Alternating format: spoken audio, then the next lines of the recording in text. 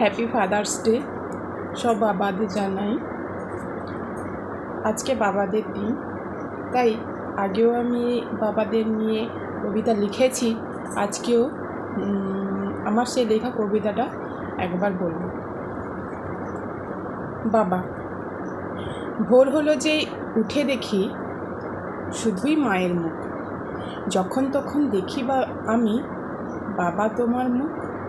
তুমি থাকো অনেক দূরে নিয়ে সংসারের ভার, আমরা থাকি অপেক্ষাতে কখন শুনবো তোমার ডাক। কার লাগবে জামা, কার লাগবে কি, তুমি বসে লিস্টি করো, কিন্তু তোমার কিছুই নেই।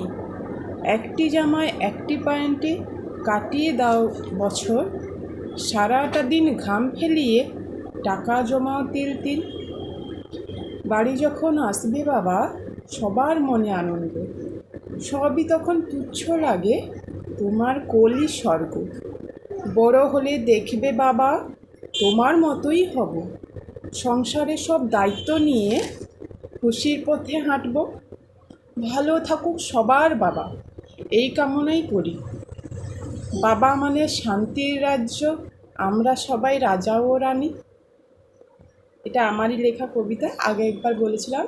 আজকে যেহেতু ফাদার্স ডে, তাই আজকে স্পেশালভাবে আমার এই কবিতাটি বাবাদের, সকল বাবাদের উদ্দেশ্যে বলা।